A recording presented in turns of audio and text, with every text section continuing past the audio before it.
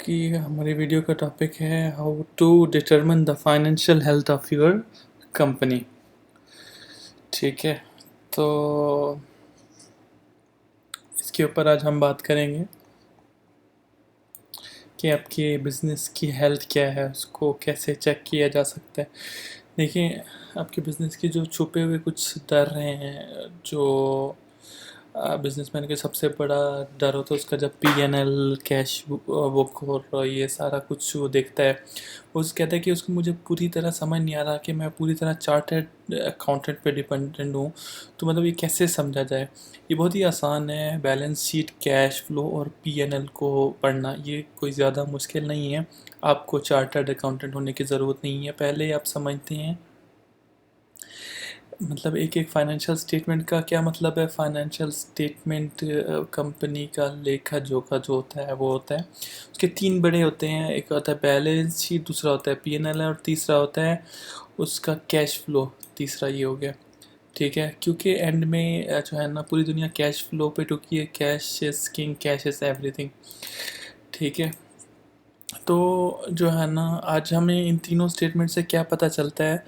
तो पहले हम चेक करते हैं बैलेंस शीट होती क्या है। बैलेंस शीट जो है ना, आपका पूरा जो कुछ आपने किया होता है अपने बर्थ से लेके अब तक का, उसने क्या इन्वेस्ट किया, कितना उधार लिया, कितनी लाइबिलिटीज़ है, कितनी एसेट्स है, कितने इस कंपनी के पास स्टॉक है, कितना कैश है, कितना कंपनी के पास जो है ना क्रेडिट उसको देना बाकी है। ये सारा कुछ जो होता है ना, राइट फ्रॉम बिगिनिंग से टिल दैट डे तक, जो बैलेंस शीट के उससे आपको सारा कुछ पता चल जाता है। तो किसी भी कंपनी की आप जो है ना देखते हैं कंपनी की, तो उसमें लिखा होता है कि बैलेंस शीट एज ऑन के जो उस दिन तक होती है, till date, today, whatever date जो भी होती है उस दिन की, कि क्या कंपनी में क्या क्या एसेट्स आए हैं, क्या क्या लाइबिलिटीज़ आई हैं, वो सारा कुछ आपको बैलेंस शीट में पता चल जाते हैं। अब दो बड़ी चीज़ देखते हैं कि एसेट्स और लाइबिलिटी। अब स्टार्ट करते हैं एसेट्स से। एसेट्स का मतलब होता है long term assets. Long term assets यानी जिससे कंपनी को जो फ़ायदा होगा वो 1 साल से ज़्यादा होगा। ठीक है, फॉर एग्ज़ाम्पल अगर कोई कंपनी मशीन लेती है और उसको 10 15 20 साल तक उसको फ़ायदा होता है, कोई प्लांट डालती है या माइन खरीदती है, तो उसको कंपनी को बहुत साल तक उसको फ़ायदा, तो उसको कहते हैं फिक्स एसेट कहते हैं, और लॉन्ग टर्म एसेट भी उसे कहा जाता है। फिर उसके बाद आता है short term asset. Short term asset भी होते हैं जो कंपनी को फ़ायदा देते हैं सिर्फ 12 महीने या उससे कम टाइम पे। यानी जैसे कि इन्वेंट्री हो गया, कैश हो गया, या किसी से अपने आपको सामान दिया उससे पैसा लेना, बाकी उससे कहते हैं अकाउंट रिसीवेबल। ये होते हैं शॉर्ट टर्म एसेट, जिसे आप करंट एसेट भी कहते हैं। अब बात करते हैं लाइबिलिटी साइड पे। लाइबिलिटी में आपके पास है लॉन्ग टर्म लाइबिलिटीज़, जो कंपनी ने ये लोन ली है 1 साल से ज़्यादा के लिए, जो आपने लोन ली है, या किसी भी तरह की कोई इक्विटी या कोई इन्वेस्टमेंट आती है, वो लॉन्ग टर्म लाइबिलिटीज़ में आता है। और शॉर्ट टर्म लाइबिलिटीज़ वो होती है जो कि अब 12 महीने से पहले आपको ख़त्म हो, किसी सप्लायर को आपने पैसा देना है, ठीक है, किसी को आपने पेमेंट करनी है, कोई रिटर्न करनी है शॉर्ट टर्म में 3 से 6 महीने में। तो बैलेंस शीट से हमें क्या पता चला कि हमारी जो एसेट्स और लाइबिलिटीज़ जो होती हैं कंपनी की शुरुआत से लेके अब तक की, जो भी उसका सीक्वेंस होता है, उसको जो है ना, इसको बैलेंस शीट कहती हैं।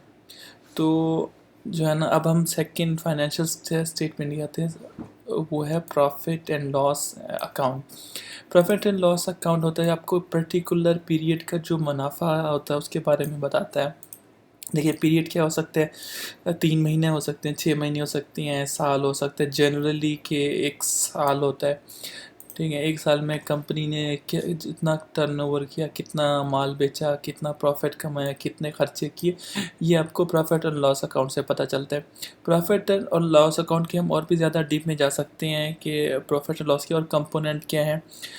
तो अ, अब इसको जो है ना, प्रॉफिट एंड लॉस के अंदर क्या क्या होता है, ये हम इसके बाद मतलब प्रॉफिट एंड लॉस से हमें पता चलेगा कि इस पर्टिकुलर पीरियड में कंपनी ने या तो कितना प्रॉफिट बना रही है, या कितना सेल्स कर रही है, कितना नुकसान कर रही है। हो सकता है आपके खर्चे आपके रेवेन्यू से ज़्यादा है, हो सकता है आपको नुकसान हो जाए। अगर आपके खर्चे रेवेन्यू से कम है तो आपको फ़ायदा होगा।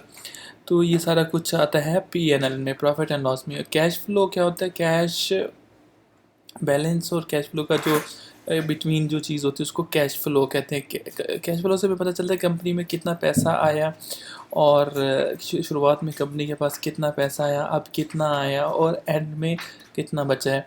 तो ये सब सब कुछ आपको पता चलता है कैश फ्लो स्टेटमेंट से।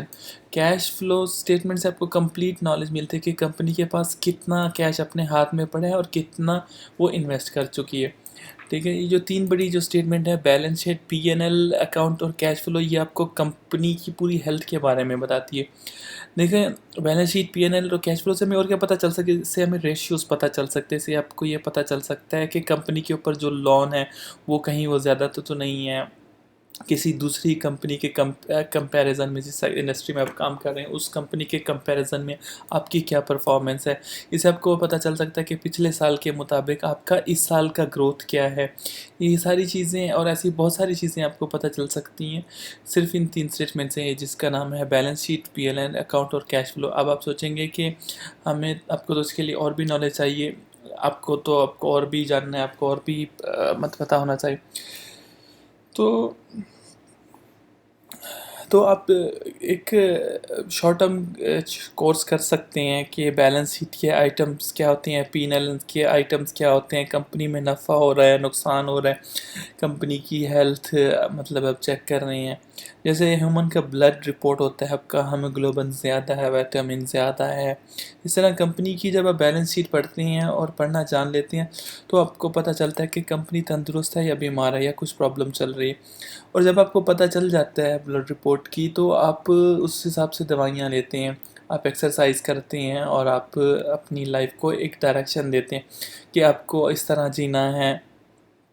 तो मेरी इस तरह से सारी बीमारियाँ चली जाएंगी और दवाइयाँ ख़त्म हो जाए। तो कंपनी इस तरह से जब थोड़ी थोड़ी बीमार हो रही होती है तो आप बैलेंस शीट को, P&L को, कैश फ्लो को, इसको, इन चीज़ों को आप नहीं देखेंगे तो आपको पता नहीं चलेगा कि कंपनी किस डायरेक्शन में ले जा रही है, और आप कोई डिसीजन भी नहीं ले सकेंगे कोई सही। तो ये सारी प्रॉब्लम को जो है ना सॉल्व करने के लिए आप ये छोटे मोटे कोर्स गूगल से कर सकते हैं, जिससे आपको ये डिसीजन, जो बड़े बड़े डिसीजन लेने में या ग्रो करने में आपको बहुत ज़्यादा बहुत ज़्यादा फ़ायदा हो सकता है। तो ये है कुछ इसमें।